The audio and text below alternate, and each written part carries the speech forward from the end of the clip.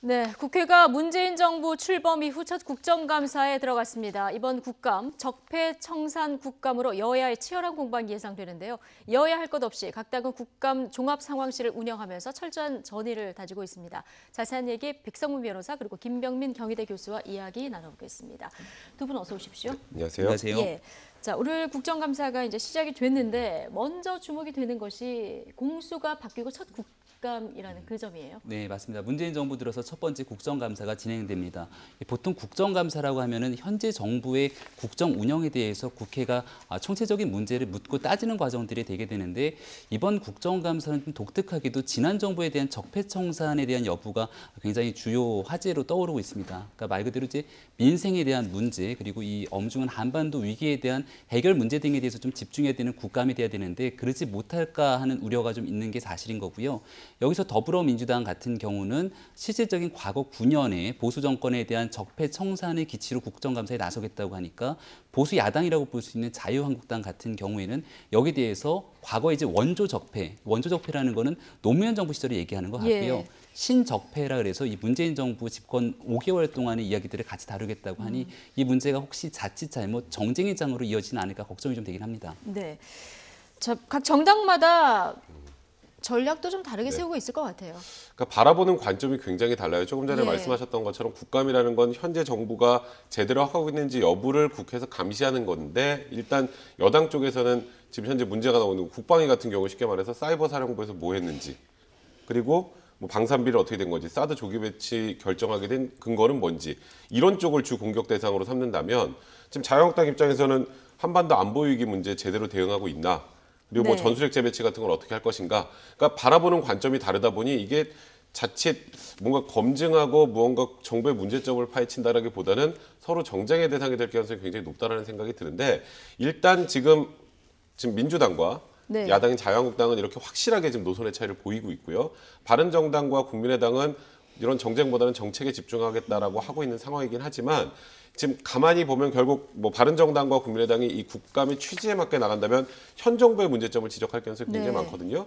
그러면 이제 민주당은 지금 현재 집권 여당 같은 경우에는 과거와 관련된 문제 잘못된 것을 바로잡는 쪽으로 이번 예. 국감을 진행하려고 할 것이고 야당은 전반적으로 현행 정부의 문제점에 대해 지적을 하려는 그런 분위기로 가기 때문에 이번 국감이 말씀하셨던 것처럼 지금 현 정부의 잘못을 정확하게 파악하고 개선해 나가는 그런 모양새라기보다는 여야 정쟁으로 흐를 가능성이 좀 높다라는 측면이 좀 우려가 되는 건 네, 사실입니다. 이 부분은 정쟁으로 흐르는 부분, 이 부분은 이제 국민들이 바라는 그런 부분도 아닐 텐데요. 자, 이번 국정감사 말씀하신 대로 적폐냐, 뭐 아니면 원조 적폐냐, 신적폐냐 이 지금 프레임 대결이 계속되고 있는데 지금 각 상임위별로 국감이 진행이 되고 있지 않습니까? 여기서도 지금 이런 내용들이 계속 나오고 있는데요. 오늘 열린 국감에서 혹시 지금 녹취들을 저희가 준비가 되고 있는데 올라왔습니까? 올라왔으면 일단 들어보고 얘기 나눠보겠습니다. 국가정보원이 기승전 원수는 국방부 기승전 김관진 장관이 지금 등장하고 있는데 김관진 전 장관이 고려대 사이버 국방학과 졸업생들의 국방과학연구소에 불필요한 조직을 만들고 수십 원의 예산을 몰아줬다는 의혹이 제기되는데 문재인 정권이 들어서고 청와대, 국정원, 국방부, 민주당 할 것 없이 온 정권이 나서가지고 전 정권의 문건의 중요도는 전혀 개의치 않고 적폐청산이라는 미명 아래 온갖 자료를 들춰내면서 정치 보복을 자행하고 있습니다. 네. 기가 막힙니다.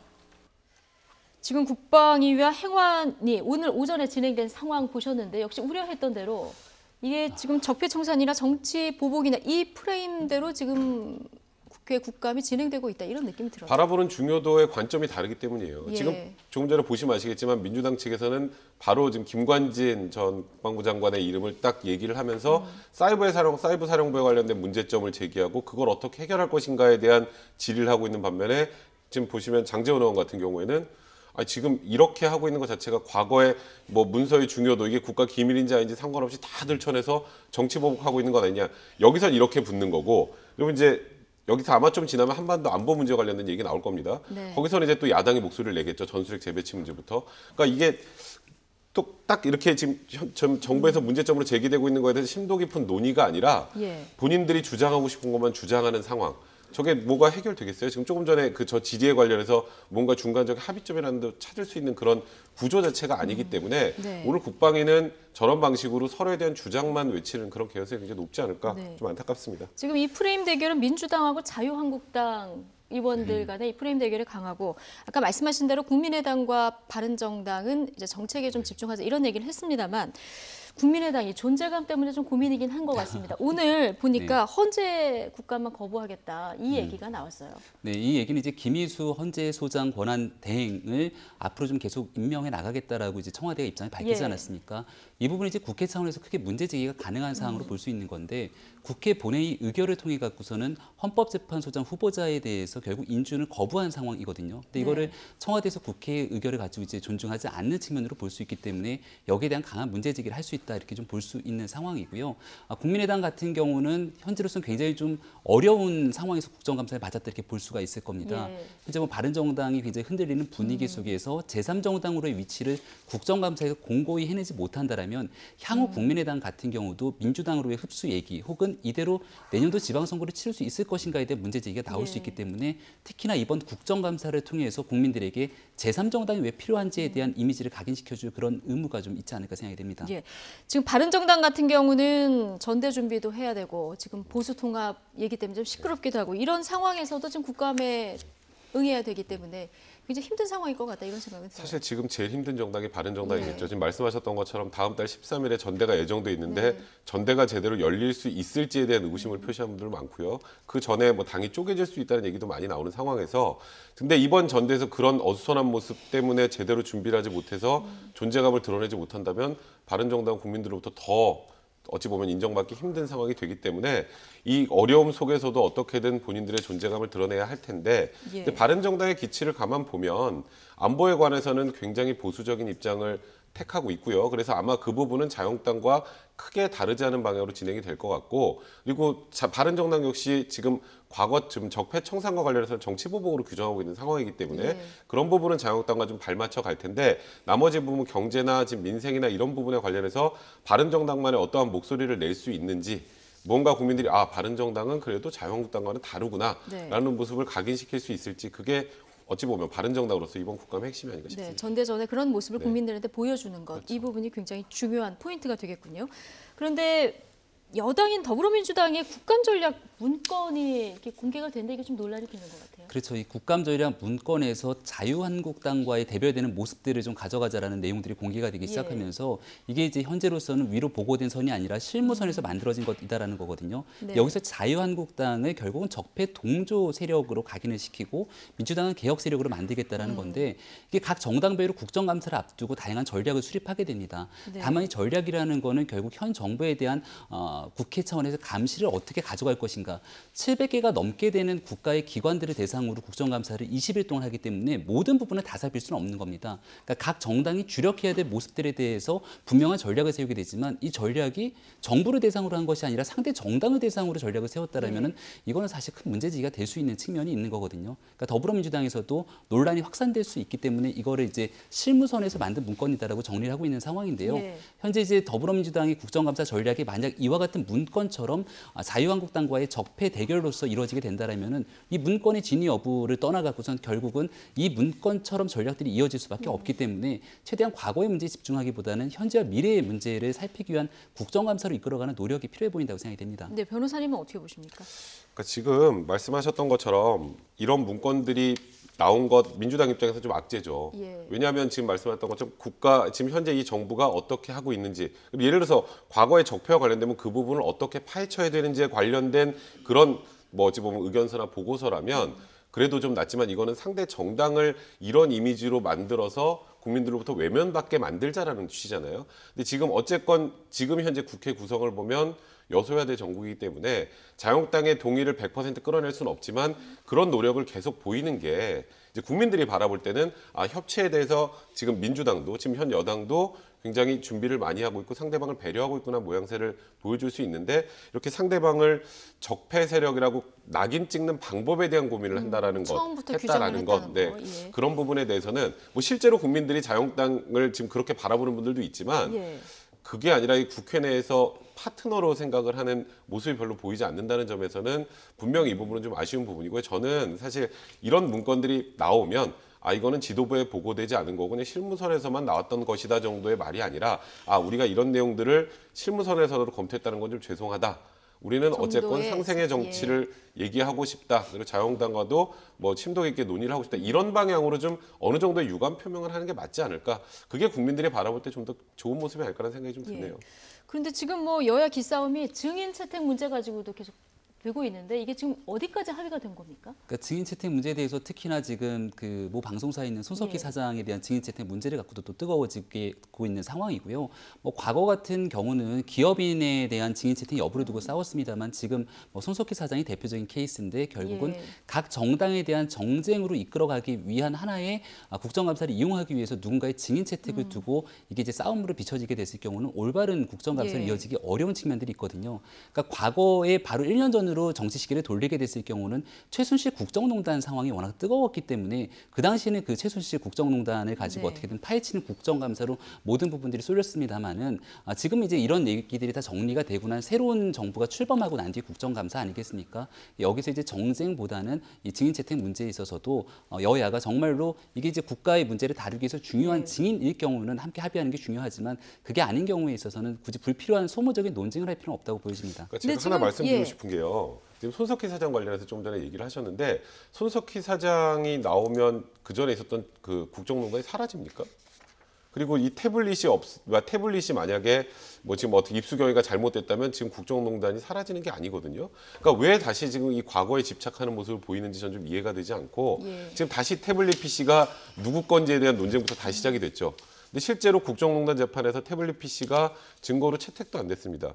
근데 이거를 두고 이제 소위 말하는 박근혜 전 대통령을 지지하는 쪽에서는 이거 봐라 태블릿 PC가 잘못된 거니까 뭐 태블릿 PC 때문에 국정농단 됐다면서 왜 이것도 증거 채택 안 해요? 잘못됐다. 이거 확인해야 된다는 입장인데 그런 의미로 증거 채택이 안 된 게 아니고 나머지 증거들로 어느 정도 정리가 됐고 이 태블릿 PC는 정호성 비서관의 재판의 증거로 좀 사용이 될 뿐이지 이건 그 다음에 나와 있는 여러 가지 객관적인 증거자들을 비춰서 이 태블릿 PC는 이제는 증거로서의 가치, 효용가치 크지 않은 것뿐이에요. 그러니까 국정농단 사태를 촉발시키는 그냥 스타터 역할을 했을 뿐이지 이게 지금 엄청나게 중요한 가치를 가지고 있지 않은데 이걸 다시 중요한 가치가 있는 것처럼 끌어내려는 정치적 의도로밖에 보이지 않기 때문에 이런 지금 사실 시도는 국민들로부터 좀 외면받을 가능성이 높다라고 좀 개인적인 생각이 듭니다. 이 뭐 손석희 사장뿐만 아니라 지금 여당에서는 이병기, 원세훈, 최시중 이런 분들 나와라 이렇게 얘기를 하고 있고요. 네. 지금 뭐 야당 쪽에서는 장하성, 임종석, 뭐 조국 민정수석 나와라 이렇게 얘기를 하고 있는데 네.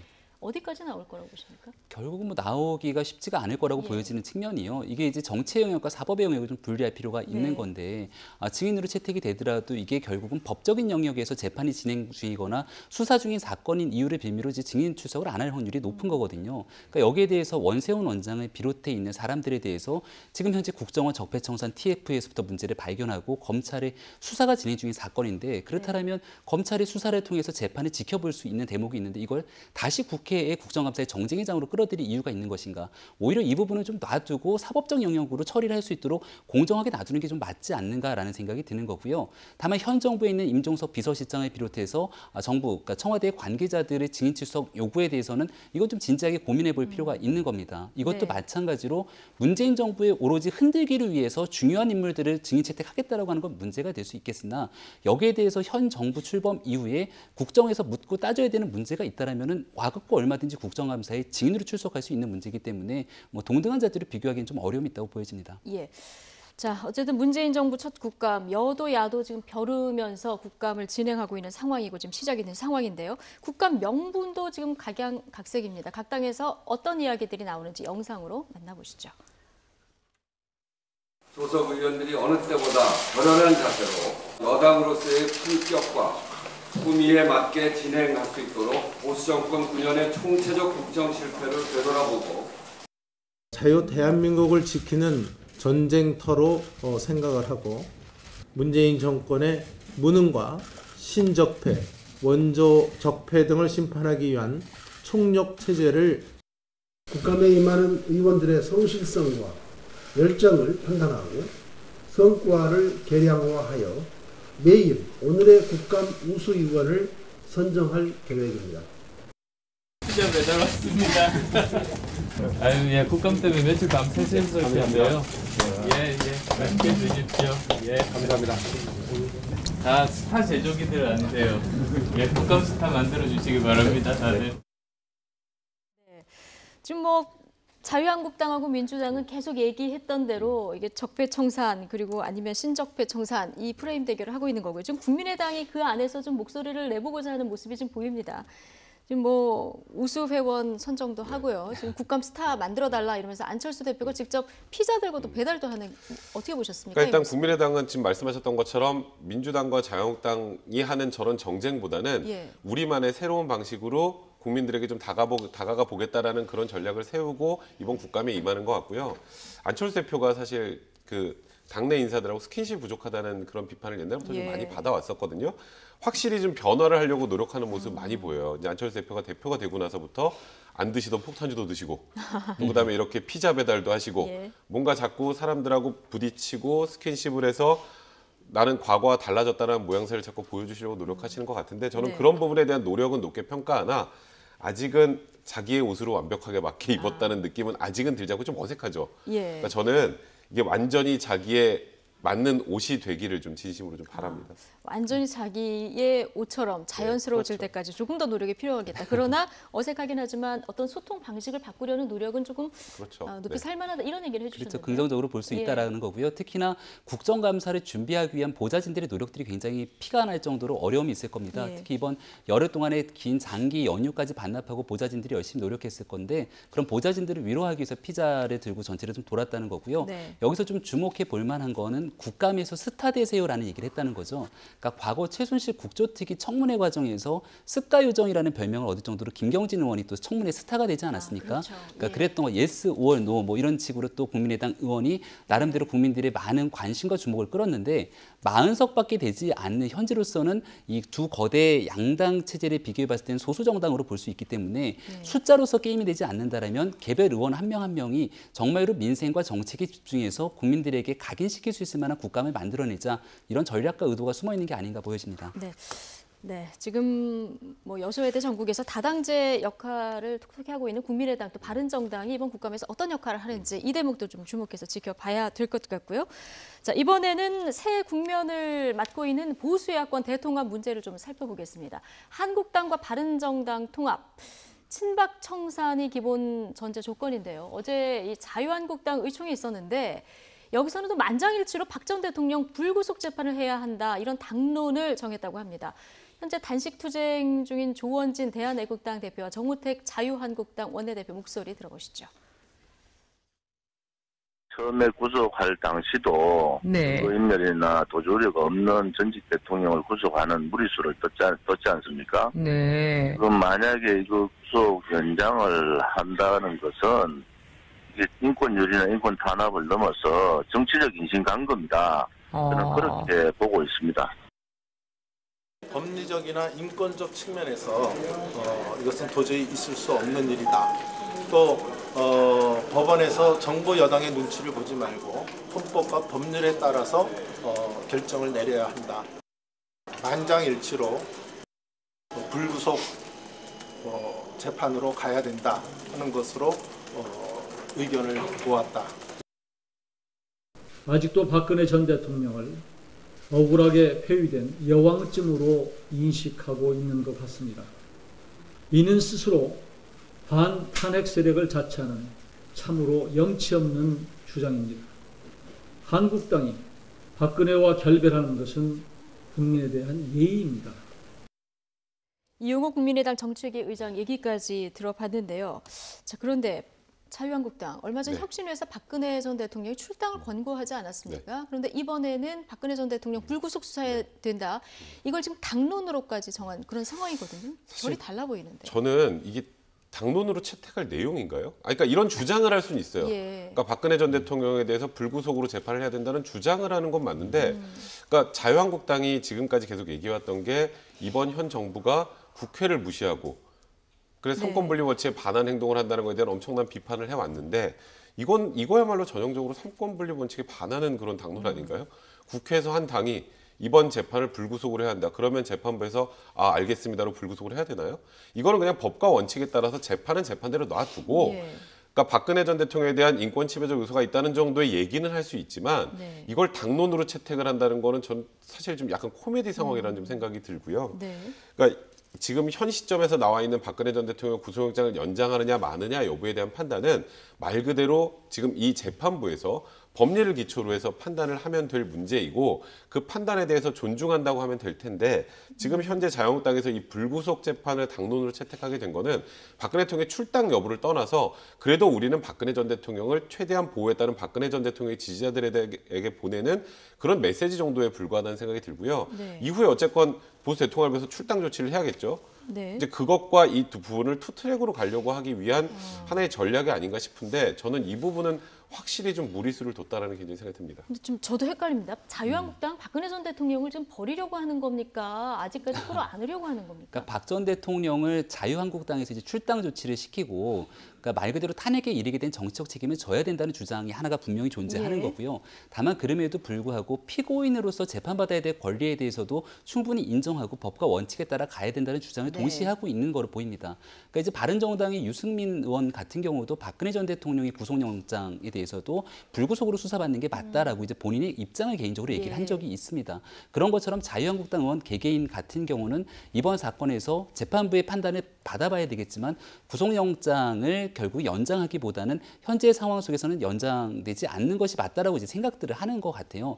그러한 부분들이 이제 피력하고자 하는 것들이 의원총회를 통해서 나타나는 게 저도 백 변호사님 얘기처럼 이게 재판부에 오히려 또 다른 압박을 줄 수 있기 때문에 거기에 대해서는 좀 부정적인 입장입니다만은 또 일각에서 하고 있는 얘기들은 재판부가 법과 원칙에 따라서 공정하게 심판을 해야 되는 건데 이게 혹시나 정부 여당이 눈치를 보면서 박 전 대통령의 구속 기간을 또다시 연장하는 것 아니냐라는 우려가 있다라면 이것 때문에 자유한국당이 반대급부적인 또 정치적인 주장을 한다는 얘기들이 있는 거거든요. 그러니까 이런 부분들 속에서는 여당과 야당 모두 재판부의 판단을 독립적으로 할 수 있도록 존중해주는 상황을 만들어가는 것이 옳다라고 보여집니다. 네. 어쨌든 자유한국당 입장에서 지금 통합 얘기를 적극적으로 꺼내고 있는데 이러려면 친박의 색깔을 지워야 명분이 바른정당에게 주어지는 거고요. 네. 이 부분이 어떻게 결론이 지어질지 참 궁금하긴 한데요. 그런데 홍준표 대표는 지금 바른정당이 전당대회를 하기 전에 당대당 통합을 해야 된다 이렇게 주장을 하고 있지 않습니까? 그런데 당대당 통합을 하려고 하면은 통합 전당대회도 해야 되고 이게 현실적으로 가능할까? 이 의문이 듭니다. 그러니까 지금 일단 말은 당대당 통합 얘기가 나오곤 있지만 뭐 지금 아시겠지만 유승민 대표가 당대당 통합을 하는 거에 대해서 찬성을 하겠습니까? 그건 안 하죠. 그러니까 당대당 통합은 현실적으로 어려운 상황인데 일단 전당대회가 시작되고 후보자 등록을 하는 과정에서 나올 이제 뭐 예를 들어서 지금 현재 통합하라고 할 수 있는 김무성 전 대표를 중심으로 한 분들이 전대가 시작이 되는데 나오는 것 자체가 굉장히 명분이 사라져 버리잖아요. 네. 여기서 전당대회를 하고 있으면서 나가서 자유한국당으로 갈 생각을 한다는 것 자체는 현실적으로 앞뒤가 안 맞으니까 이게 당대당 통합이건 어쨌건 당이 쪼개져서 바깥으로 나오건 간에 전당대회가 하기 전에 무언가가 이루어져야 한다는 그런 메시지인 것 같고 홍준표 대표가 자신감을 많이 회복하신 건 지금 TK하고 영남 쪽에서는 자유한국당의 지지도가 민주당의 지지도보다 좀 높아지고 있다라는 그런 리얼미터 여론조사 결과들도 조금씩 나오고 있어요. 그러니까 봐라 당신들 바른정당들 보면 지금 우리가 1등이고 지금 여당 민주당 2등이고 당신들 10%도 안 나오는 지지도인데 거기서 괜히 그 정도 지지율로 해서 보수의 표만 깎아먹는 것보다는 합쳐서 지금 집권 여당과 대항해야 되는 것 아니냐라는 그런 좀 자신감을 보이고 있는 것 같은데요. 이제 문제는 이제 통합을 하기 위해서는 이게 당대당 통합이건 지금 이 소위 말하는 통합파 김무성 대표를 중심으로 통합파가 통합을 하려면 명분이 필요한데 그 제일 중요한 명분이 탈당할 때에서 찾아보면 되거든요. 네. 그때 박근혜 전 대통령 탄핵 찬성하고 그리고 소위 말하는 친박이 당을 망쳤다라고 하고 친박의 이 당 운영 방안을 도저히 받아들일 수 없어서 새로운 보수의 기치를 이제 올리겠다라는 취지였는데 지금 뭐가 달라졌죠? 저는 사실 잘 모르겠어요. 그러니까 뭐 인적 청산이 이루어진 것도 없고 그렇다고 무슨 자유한국당 내에서 엄청난 혁신이 일어나는 것도 아니고 그러니까 결국은 어떻게든 명분을 만들기 위해서 이런 프레임을 만들었죠. 적폐 대 원조 적폐. 네. 그리고 지금이 정치 보복이다. 이런 프레임을 만들어서 우리가 합심해서 대항해야 한다는 정도의 그런 지금 통합의 그런 유인을 만들고 그다음에 박근혜 전 대통령의 출당 정도면 충분하다고 하는데 그게 국민들한테 그렇게 쉽사리 와닿기 힘들다는 거. 그게 지금 어찌 보면 홍준표 대표하고 이 통합하고의 고민 지점이 아닐까 굉장히 생각이 드네요. 그러니까 이 명분이 조성이 안 됐는데도 이렇게 통합 얘기가 계속 나오는 거는 아무래도 내년 지방선거 때문이 아닐까 생각이 드는데 바른정당 내부에서는 여전히 엇갈린 목소리가 나오고 있습니다. 통합이냐 자강이냐 의견이 분분한데요.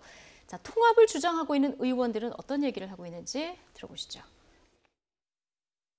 당내 어떤 뭐 자강을 주장하는 분들은 또 어떤 명분이라든지 조건이라든지 이런 것을 많이 이야기하지만 지금 우리가 박근혜 대통령이 탄핵이 됐고 또 정권을 넘겨준 이런 상황에서 단순히 당내에서도 명분 싸움만 하는 것은 무의미하다.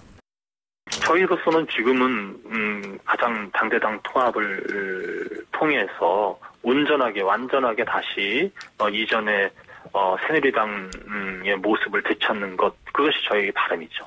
그럼에도 불구하고 우리 바른정당 내의 당대당 통합 내 논의가 성숙되지 않는다고 한다면 통합을 바라고 노력하고 있는 의원들이 따로 어떤 결단을 해야 되지 않을까. 지금 통합 목소리를 내고 있는 황영철 의원, 지난 대선 때도 한번 가려다가 철회하고 돌아오지 않았습니까? 그러니까 그 당시 이제 복당파들이 있었는데 의원들이 그 당시에 마지막에 같이 이제 자유한국당으로 합류하기로 했다가 세간의 이제 여론의 비난이 워낙 거세지니까 바른정당을 지키고자 했던 그런 생각들을 다시 한번 이제 깨닫게 됐다라고 하면서 마지막에 결정을 철회하게 됐었죠. 근데 그리고 나서 이제 바른정당에게 주어진 여러 가지 기회들이 있었고 황영철 의원도 아마 개혁적인 보수의 가치를 지키기 위해서 여러 가지 노력을 했을 거라고 보여집니다. 근데 지금 있는 바른정당 내에서 통합파 의원들이 최종적인 결정을 하기까지 많은 고심들이 있었을 것 같은데요. 결정적인 계기는 이해훈 전 대표의 이제 사퇴로 바른정당이 좀 흔들리기 시작했다는 거고 그 당시를 기점으로 봤을 때 이 엄중한 한반도 위기 속에서 문재인 정부가 추구하고 있는 한반도 위기를 극복하고 있는 대책과 보수야당이 생각하는 가치가 워낙이나 차이가 있는 상황이고 두 번째는 현 정부가 추진하고 있는 적폐청산에 대한 칼끝이 결국은 이명박 박근혜 정부를 향하고 있는 상황이기 때문에 이거를 이제 보수가 둘로 쪼개져 갖고서는 보수 적통성 경쟁을 하고 있는 이런 안이한 상황이 아니라 하나의 가치를 가지고선 뭉친 다음에 일단은 명분도 중요한 상황이지만 일단은 보수의 힘을 정립하고 나서 그 뒤에 명분 있게 내부 투쟁을 통해서 가치를 정립하자 이런 게 지금 바른정당 통합파 입장인 것 같습니다. 네, 지금 한국당과 바른정당 3선 의원들 모임도 활발하게 진행이 되고 있고 어느 때보다 지금 통합 목소리가 지금 높이 나오고 있는 건 사실인데 바른정당 지금 분열 가능성이 어느 때보다 커진 상황에서 만약에 뭐 당대당 통합이 아니더라도요 탈당을 해서 자유한국당으로 간다면 그 규모가 어느 정도나 될 거라고 예상하십니까? 그게 이제 파괴력이 있으려면 현재 107석의 자유한국당이 13석이 더해져야 됩니다. 왜냐하면 국회 선진화법에 따라서 사실 현 정부를 무력화시킬 수 있는 의석인 120석을 확보한다라면은 지금의 자유한국당과는 완전히 다른 힘을 갖게 될 것이거든요. 그래서 한 13명 정도를 어떻게든 확보하기 위한 노력을 할 것이다라고 보여지고 20명 중에 13명 쉽지 않은데요? 쉽지는 않지만 그 정도를 노력할 거라고 보여지고요. 만약에 유승민 의원 같은 경우도 보수 통합을 아예 안 하겠다는 건 아닙니다. 그러니까 명분이 없기 때문에 현재 과거와 다른 뭔가 새롭게 국민들에게 희망을 줄 수 있는 개혁적 보수의 명분이 생기면 보수의 당대당 통합을 가장 하고 싶은 사람이 유승민 의원일 거거든요. 그런 방식으로 127석이 그대로 뭉쳐지게 됐을 경우는 국회 원내 1당이 되는 거거든요. 그럼 그때는 또 지금이랑은 완전히 달라지는 상황이 될 수밖에 없기 때문에 현재로서는 여러 가능성을 두고 김무성 의원이 얘기하고 있는 것처럼 마지막까지 유승민 의원을 설득하겠다라고 하는 얘기가 그런 데 기인하는 것이 아닌가 생각이 됩니다. 네. 이미 유승민 의원은 전당대회 출마 선언을 하면서 계속해서 이제 바른정당 우리의 길을 가겠다 이렇게 주장을 하고 있는 상황입니다. 홍준표 대표를 향해서는 영감님은 당 지지도나 신경 써라 이렇게 충고를 하기도 했는데요. 여기에 한국당 강효상 대변인이 강하게 비판을 했습니다. 유승민 의원과 한국당 사이의 날선 신경전 어떤 말이 오갔는지 일단 들어보시죠. 저희들은 저희들 계획대로 전당대회 해서 당 지도부 새로 뽑고 저희들 길 갑니다. 그 홍준표 대표가 그 자유한국당 대표로서 자기 당 지지도 올릴 생각이나 하지. 영감님은 자유한국당 그 지지도나 신경 쓰시라고 그렇게 말하고 싶네요. 영감님 운운하는 것은 정치인으로서의 예의가 아니고 사람으로서의 도리도 아닙니다. 홍 대표는 누구의 후광을 받아 보수 텃밭에서 당선된 유승민 의원과는 차원이 다릅니다.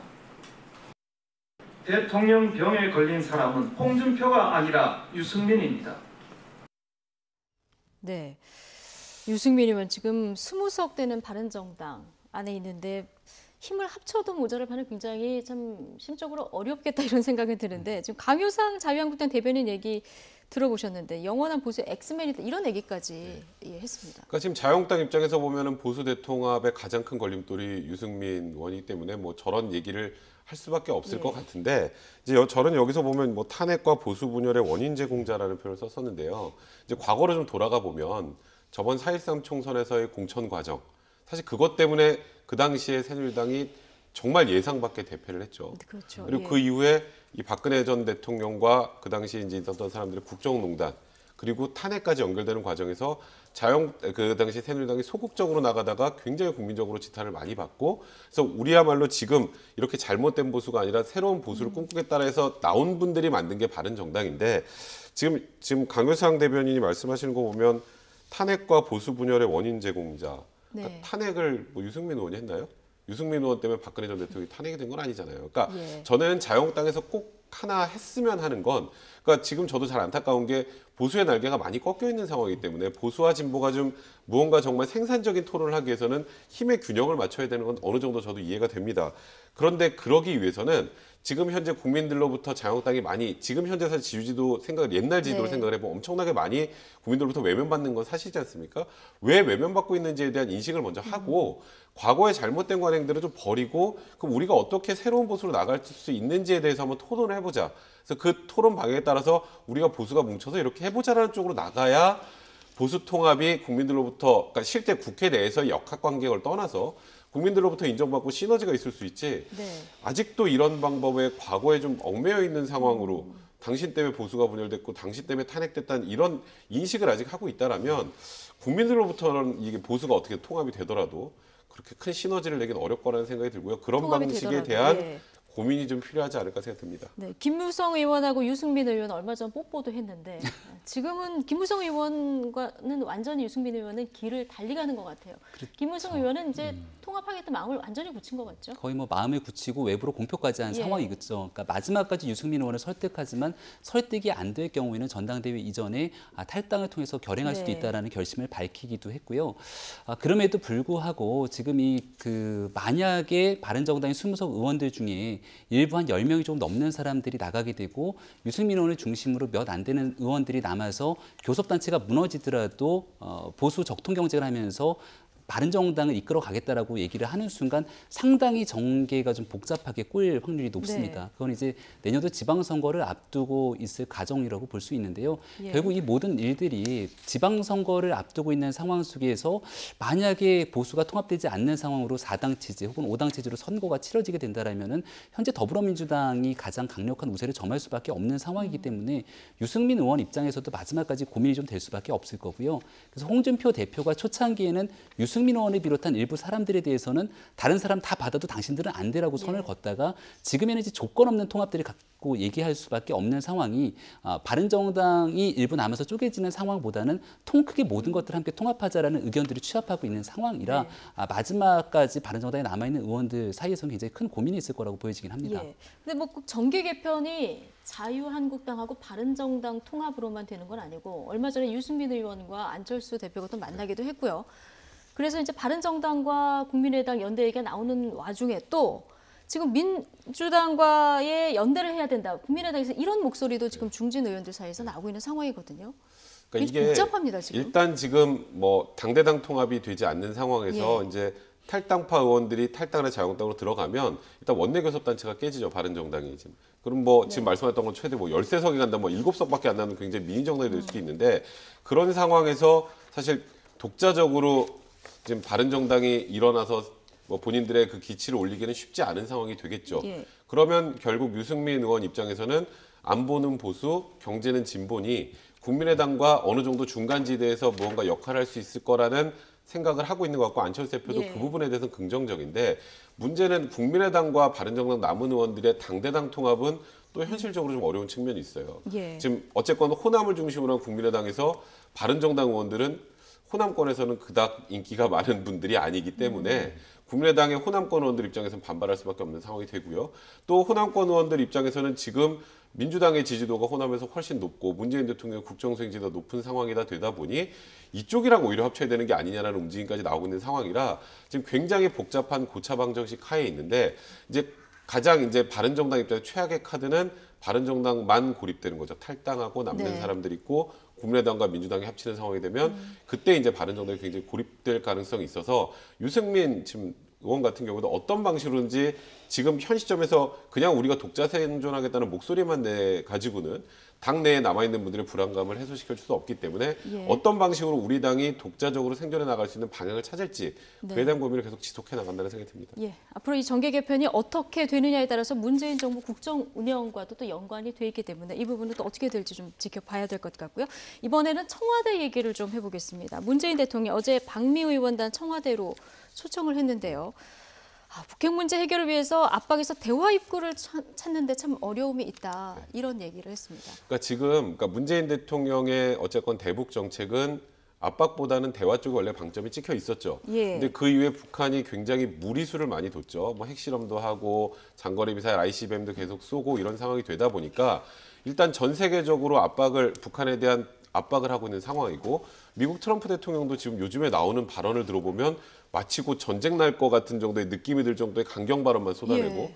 뭐 틸러슨 국무장관이 뭐 대화 얘기를 하니까 뭐 그거에 대해서도 엄청나게 강도 높게 비판을 하고 이런 상황이다 보니 문재인 대통령이 생각했던 건 결국 물론 북한이 우리나라에 위협이 되는 그런 세력이지만 어쨌건 장기적으로 통일을 가기 위해서는 대화의 동반자, 대화의 상대방이 돼야 된다라는 생각에는 인식의 변함이 없는데 지금 현 시점에서는 대화라는 말을 꺼내기조차 어려운 상황이 네. 된 상황이죠. 그런 거에 대한 어려움을 토로한 게 아닌가 그런 생각이 좀 듭니다. 네, 바른정당 정병국 의원. 근데 미국 내 분위기가 지금 FTA 폐기로 가는 것 같다. 이런 얘기를 네, 그러니까 방미 의원단이 있었습니다. 예. 국회에서 바른정당 정병국 의원을 비롯해갖고 더불어민주당 여야 할 것 없이 몇몇 네. 의원들이 미국을 다녀왔고요. 그리고 청와대에 가서 이 방미 성과에 대해서 문재인 대통령이 여러 가지 얘기를 했습니다.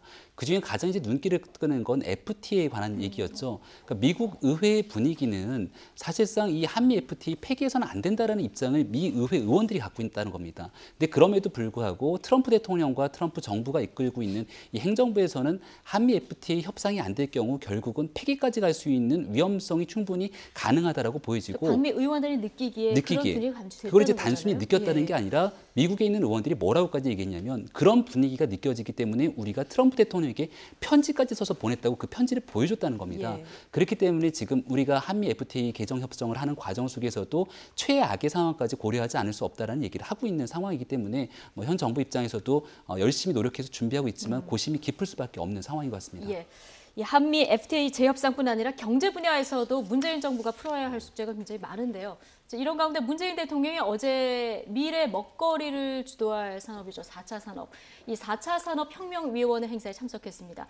여기서 특별한 손님을 만나 화제가 되기도 했는데요. 어떤 내용인지 장민정 앵커가 정리해드립니다.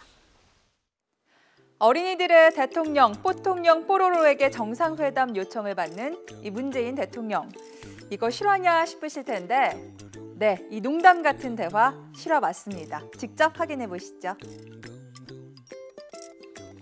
할아버지시잖아. 얼굴을 보니 훨씬 더 잘생기셨다. 너는 누구니? 이름이 뭐야? 나는 아이들의 대통령 뽀통령이시지. 너도 대통령이라고? 네, 아이들의 대통령인 뽀통령이 맞습니다. 안 그래도 내년에 제가 아이들을 대표해서 정상회담을 요청드릴 생각이었습니다. 뽀통령과 문재인 대통령의 정상회담. 오, 좋은데? 4차 산업혁명위원회 출범식 자리였는데요. 아이들이랑 대화를 나누며 언어 발달을 돕도록 만든 인공지능 로봇, 이 뽀로로를 만난 겁니다. 사전에 입력해놓은 대로 로봇이 얘기한 건데요. 자유롭게 대화를 주고받는 프리 모드로도 바꿔봤습니다. 어떤 대답이 나왔을까요? 우리나라 대통령이 누구시지? 문재인 대통령님이시지. 문재인 대통령은 어떤 분이셔? 우리 아이들의 말에도 귀를 기울여 주시는 인자한 우리 우리 대통령님이셔. 너무 사전에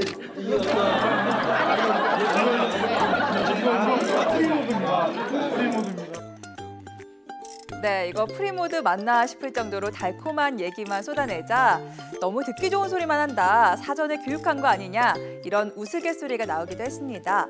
또 뽀로로시 아이들을 상대하는 로봇이잖아요. 그래서 아이들 눈높이에 맞춘 엉뚱한 답변이 나와 장내가 웃음바다가 되기도 했습니다. 밥은 먹었니? 코끼리 코딱지. 밥 먹었니? 코끼리 코딱지. 엄마는 꼬리 먹었어요. 제가 물어봐도 문재인 대통령님 그러는 거 아니에요? 정상회담 하려면 크게 대화가 돼야 되는데. 네, 뽀로로 일단 눈치도 빠르고 사회생활도 잘하는 것 같은데요. 문 대통령과 정상회담을 하려면 대화 실력이 좀 더 늘어야 할 것 같죠? 코끼리 코딱지로 밥 먹었다. 이 대답에서 한번 웃음을 줬는데, 자, 어린이들의 대통령 아니겠습니까? 이 뽀로로. 그런데 지금 문재인 대통령만 만난 게 아니고요. 네. 이전 정부에서의 대통령들도 이 뽀로로의 정상회담이 계속 있었습니다. 그러니까 역대 대통령들이 다 뽀로로에 관심이 기울일 수밖에 없었죠. 이명박 대통령부터 박근혜 대통령까지. 뽀로로가 이제 국내에 출생하게 된 게 2003년도 얘기고요. 그때부터 아이들의 인기를 뭐 독차지했고, 저희 아이들 같은 경우도 지금 벌써 5살인데 거의 한 살 됐을 때부터 뽀로로를 보기 시작해서 정말 아이들의 대통령이라고 하는 말이 맞다라고 생각이 되고요. 이게 단순하게 아이들의 인기를 끌고 있을 뿐 아니라 이게 이제 국내에서 자체 콘텐츠를 생산해서 이 뽀로로라는 콘텐츠 때문에 결국은 산업이 성장시킬 수 있는 경제적 가치, 부가 효과가 엄청나기 때문에 이런 부분들에 대한 좀 긍정적인 효과를 알리기 위해서 문재인 대통령 그리고 역대 대통령들이 일부러 좀 찾은 모습들이 있지 않나 이렇게 보여집니다. 예. 자, 화면에서 아까 장병구 4차 산업혁명위원장 어제 이제 임명장을 받았는데 모습이 나왔는데, 자, 이 지금 중소벤처기업부 장관이 공석이지 않습니까? 이 중소벤처기업부 장관의 이 장병구 위원장을 처음에 염두에 뒀었다, 이런 설도 있어요. 있었는데 이제 예. 그 당시에 얼마 전에 그 박성진 중소기업벤처부 장관 후보자 결국 낙마를 했는데 그 당시에도 그런 얘기가 나왔죠. 네. 엄청나게 많은 사람들과 접촉을 했었음에도 불구하고 전부 다 고사를 해서 어쩔 수 없이 당시 교수였던 뭐 박성진 당시 후보자를 택할 수밖에 없었다라 얘기를 했는데, 이게 이제 주식 백지 신탁 문제예요. 예. 그 주식 백지 신탁 문제 때문에 아직까지도 계속 장기 공석인데요. 사실 문재인 대통령이 말씀을 하셨던 뭐 사람 중심 경제 관련해서 뭐 소득도 성장하고 공정 경제는 지금 어느 정도 지금 막 돌아가고 있는 것 같지만, 네. 혁신 성장과 관련해서는 사실 중소기업 벤처부의 역할이 굉장히 중요하단 말이에요. 근데 중소기업 벤처부 장관이 이렇게 계속 장기적으로 공석이 되다 보면 이 혁신 동력이 좀 어찌 보면 좀 사그러들 수 있기 때문에 문재인 대통령도 최근에 계속 이 혁신 성장에 관련된 얘기를 많이 하고 있거든요. 특히 4차 성장 관련해서. 근데 이게 정말 후보자조차 없는 상황이 되다 보니까 어찌 보면 좀 이런 뭐 주식 백지 신탁 문제 관련해서도 뭐 요건을 좀 완화하던가 뭔가 다른 대책을 만들어야 되는 게 아니냐라는 얘기가 나올 정도로 지금 이게 장관직 자리가 계속 공석이다 보니 현 정부 입장에서는 굉장히 지금 이 부분에 대해서는 고민이 깊고 걱정이 많은 상황인 것 같습니다. 예. 자, 좀 이 얘기 좀 해보죠. 이명박 박근혜 정부 이 국정원 군 정치 개입 사건 지금 검찰이 쌍끌이 수사를 하고 있는 그런 상황인데요. 어제 이제 이상돈 국민의당 의원도 교수 블랙리스트에 포함됐기 때문에 지금 조사를 받았고요. MB 국정원에 이제 불법 도청 의혹까지 제기를 한 그런 상황인데, 자, 얼마 전에 이제 이게 발표가 되긴 했습니다. 군에서 군 사이버 사령부가 유명인들의 SNS 동향을 매일매일 이제 보고했다, 이 얘기가 나왔는데 그 대상이 오늘 공개가 됐는데 가수 이효리 그리고 야구 선수 이승엽 씨 이런 분들까지 포함이 돼 있고요. 논객들도 보수 진보를 넘나드는 그런 논객들이 다 포함이 돼 있어요. 저는 지금까지 국정원에서 도대체 뭘 한 건지 모르겠어요. 예. 그 과연 대북 심리전이라는 걸 하긴 한 건지, 이건 완전히 우리나라 국민들을 상대로 한 심리전만 펼쳤던 것 같은데, 유명 연예인들이나 야구 선수, 아까 말씀하신 이효리 씨나 이승엽 씨 같은 경우는 뭐 국민들에 대한 영향력이 엄청나게 크죠. 예. 거기다가 각 논객들의 멘트나 논객들의 SNS에 하나하나 올리는 것까지 해서 이런 사람들의 얘기들과 그런 것들을 취합해서 어떻게 하면 소위 집권 세력을 좀 공고히 할 수 있을지, 그리고 보수를 계속 유지할 수 있을지에 대한 고민만 한 게 아닌가. 국정원이 국정원으로서의 역할을 한 게 아니라 정권 유지에 그냥 하나의 도구로만 활용된 게 아닌가라는 의구심이 들 정도로 매일매일 이게 하나 나올 때마다 저도 막 제 스스로 자괴감이 들 정도인데, 사실 이 부분만큼은 그러니까 이것도 역시 뭐 지금 적폐청산 프레임과 또 하나는 뭐 이건 과거 기밀 사항을 또 이렇게 다 들추자는 얘기가 있지만 예. 국정원의 기본적인 롤이라는 것이 있지 않습니까? 예. 그 롤을 수행할 거라고 생각하고 우리는 세금을 냈고 국정원이 그런 활동을 잘하고 있을 거라고 생각을 했었는데 이거는 단순히 과거에 잘못된 관행을 넘어서서 이거는 말 그대로 범죄잖아요.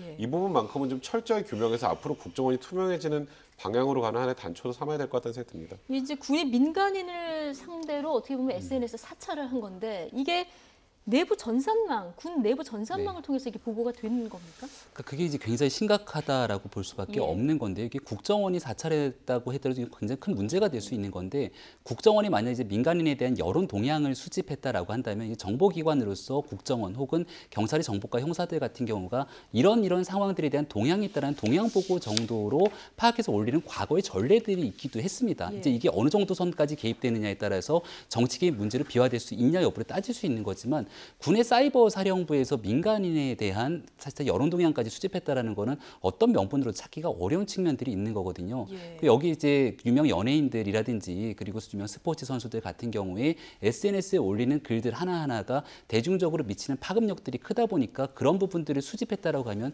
이것은 진짜 정치, 그러니까 말 그대로 정치로부터 떨어져 있어야 할 군이 정치에 개입했던 문제로 볼 수 있기 때문에 현재 뭐 사법당국이 수사를 하고 있는 상황이라 거기에 대한 철저한 조사를 좀 지켜봐야 될 것 같다는 생각이 듭니다. 네. 아유, 대북 심리전 하기도 굉장히 바빴을 텐데 이렇게 일일이 매일매일 이런 유명 연예인들 SNS까지 다 이렇게 보고를 해야 되니까 얼마나 바빴을까 이런 생각이 듭니다. 두 분 얘기는 오늘 여기까지 듣겠습니다. 백성문 변호사 그리고 김병민 경희대 교수와 함께했습니다. 고맙습니다.